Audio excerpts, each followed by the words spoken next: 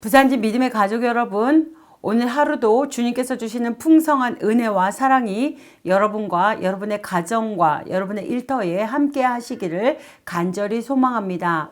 오늘 함께 나누실 하나님의 말씀은 사도행전 7장 1절부터 16절의 말씀입니다. 대제사장이 이르되 이것이 사실이냐? 스데반이 이르되 여러분 부형들이여 들으소서. 우리 조상 아브라함이 하란에 있기 전 메소포타미아에 있을 때에 영광의 하나님이 그에게 보여 이르시되 내 고향과 친척을 떠나 내가 내게 보일 땅으로 가라 하시니 아브라함이 갈대아 사람의 땅을 떠나 하란에 거하다가 그의 아버지가 죽음에 하나님이 그를 거기서 너희 지금 사는 이 땅으로 옮기셨느니라. 그러나 여기서 발붙일 만한 땅도 유업으로 주지 아니하시고 다만 이 땅을 아직 자식도 없는 그와 그의 후손에게 소유로 주신다고 약속하셨으며 하나님이 또 이같이 말씀하시되 그 후손이 다른 땅에서 나그네가 되리니 그 땅 사람들이 종으로 삼아 400년 동안을 괴롭게 하리라 하시고 또 이르시되 종 삼는 나라를 내가 심판하리니 그 후에 그들이 나와서 이곳에서 나를 섬기리라 하시고 할례의 언약을 아브라함에게 주셨더니 그가 이삭을 낳아 여드레 만에 할례를 행하고 이삭이 야곱을 야곱이 우리 12조상을 낳으니라. 여러 조상이 요셉을 시기하여 애굽에 팔았더니 하나님이 그와 함께 계셔 그 모든 환난에서 건져내사 애굽 왕 바로 앞에서 은총과 지혜를 주심에 바로가 그를 애굽과 자기 온 집의 통치자로 세웠느니라. 그때에 애굽과 가나안 온 땅에 흉년이 들어 큰 환난이 있을세 우리 조상들이 양식이 없는지라. 야곱이 애굽에 곡식 있다는 말을 듣고 먼저 우리 조상들을 보내고 또 재차 보내매 요셉이 자기 형제들에게 알려지게 되고 또 요셉의 친족이 바로에게 드러나게 되니라. 요셉이 사람을 보내어 그의 아버지 야곱과 온 친족 75사람을 청하였더니 야곱이 애굽으로 내려가 자기와 우리 조상들이 거기서 죽고 세겜으로 옮겨져 아브라함이 세겜 하몰의 자손에게서 은으로 값주고 산 무덤에 장사되니라. 아멘. 사도행전 7장은 예수 복음의 정통성과 유대인의 오류 역사를 통해 논증하는 스데반의 최후 진술 설교입니다. 그중 오늘 본문은 1절에 대제사장의 신문에 대한 스데반은 이스라엘 민족의 신앙 역사, 족장시대의 역사를 회고하는 설교를 했습니다. 2절부터 4절은 족장시대 이스라엘의 조상 아브라함이 소명받을 당시의 상황을 회고하고 있습니다. 아브라함이 가나안으로 이주한 것은 하란에서였습니다. 그러나 본문의 스데반의 증언에 나타나는 대로 아브라함은 본래 갈대아 우르에서 살았습니다. 그리고 성경의 증언에 의하면 그는 본래 하나님을 모른 채 우상을 숭배하고 있었습니다. 하나님은 바로 이러한 아브라함을 부르사 하란을 거쳐 가나안 땅에 이르게 하신 것입니다. 스데반은 이러한 아브라함의 소명에 관련하여 2절에 영광의 하나님이 그에게 보여라고 묘사하고 있습니다. 이는 이스라엘 백성들이 우상처럼 받드는 아브라함도 인간적으로는 하나님 앞에 자랑할 것이 없어 죄인 되었다는 점을 역설하는 것입니다. 지금 스데반은 하나님도 그 뜻도 모르고 우상을 섬기는 가문 출신이던 아브라함이 하나님을 알고 섬기며 결국 위대한 신앙의 선조가 될 수 있었던 것은 아브라함 자신의 노력이나 깨달음 때문이 아니라 오직 하나님께서 먼저 그에게 나타나셔서 그 존재와 그 뜻을 보여주시기 때문을 강조하고 있습니다.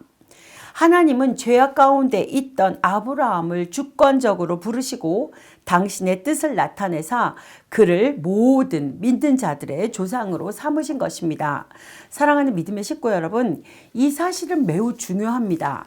왜냐하면 이는 아브라함의 영적 자손인 우리들의 믿음 또한 우리 스스로에게서 난 것이 아니라 하나님께서 주권적으로 우리를 택하시고 당신의 뜻을 알 수 있도록 은혜를 베푸신 결과임을 보여주기 때문입니다.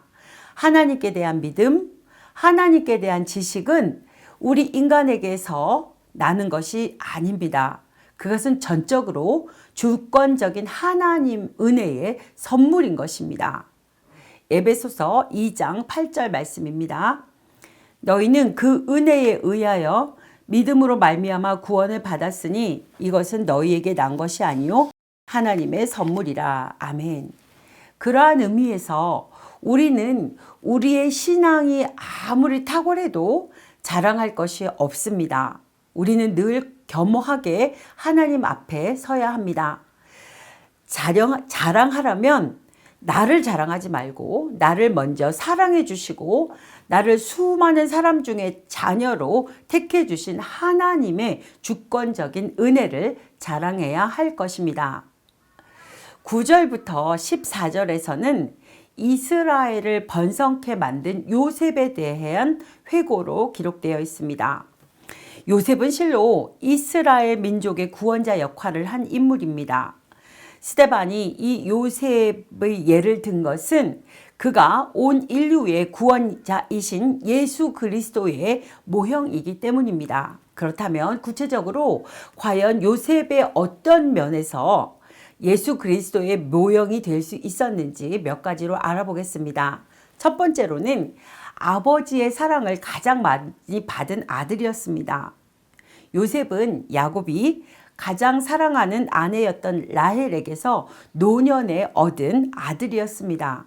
그러므로 야곱은 요셉을 다른 아들들에 비해 더욱 사랑하였습니다. 그와 마찬가지로 예수 그리스도께서도 하나님 아버지의 사랑받는 독생자이셨던 것이죠. 실로 예수 그리스도에 대한 아버지 하나님의 사랑은 절대적인 것이었습니다. 두 번째로 요셉은 영광스러운 꿈을 하나님께 받았습니다. 그는 자신의 곡식단에 형들의 곡식단이 절하는 꿈을 꾸었고 해와 달과 별들이 자신에게 절하는 꿈을 꾸었습니다. 이 꿈은 하나님께서 장차 그를 통해 이스라엘을 구원하실 계획을 요셉에게 알려주신 것입니다.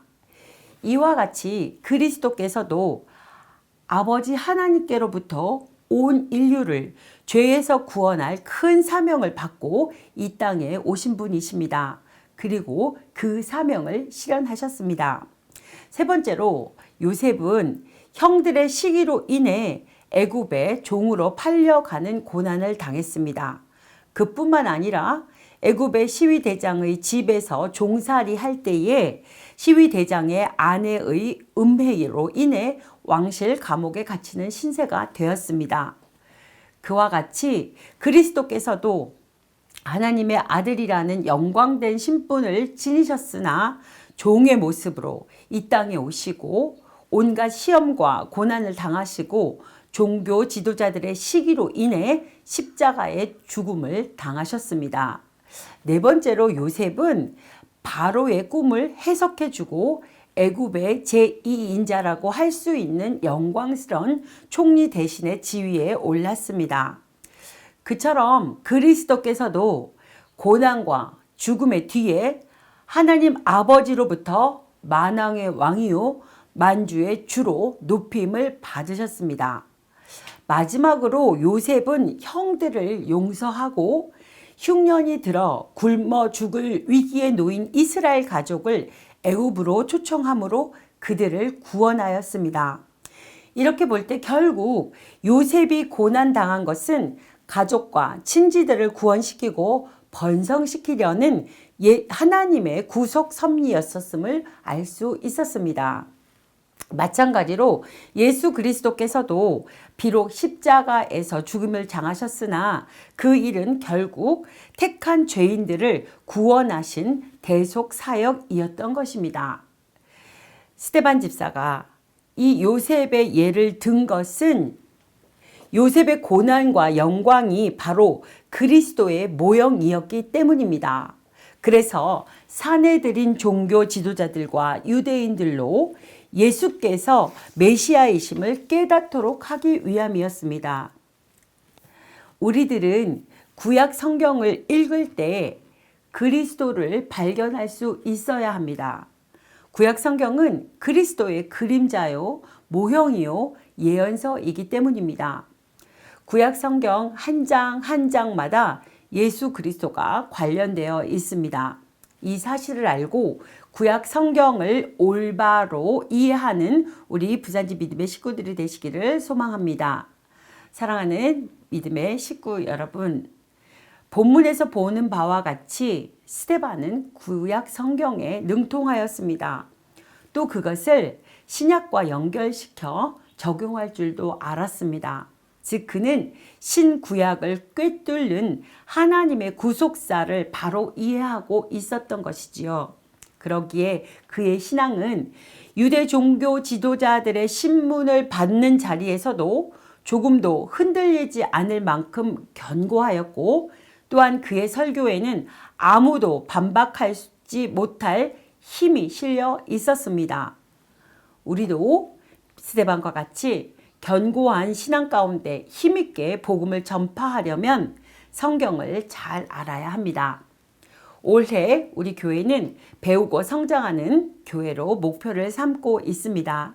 말씀을 늘 사모하고 그 의미를 깨달으려고 노력하시고 예수님의 성품을 담기 위해 애쓰고 힘쓰는 우리 믿음의 식구들이 다 되시기를 간절히 소망합니다. 기도하시겠습니다. 사랑과 은혜가 풍성하신 하나님, 오늘도 주님의 품 안에서 살아갈 때 모든 것이 하나님의 은혜임을 고백하게 하시고 말씀에 비추는 삶을 살기 원합니다. 은혜의 성령님, 우리 믿음의 식구들을 함께 오늘도 동행하여 주시고 피난처 되신 하나님을 의지하며 삶의 현장을 하나님의 나라로 만들어가는 은혜를 허락하여 주시옵소서. 하나님의 말씀을 중심에 삼고 알아가고 깨닫고 실천하는 온전한 믿음 생활을 이끌어 주시옵소서. 예수님의 이름으로 기도드립니다. 아멘.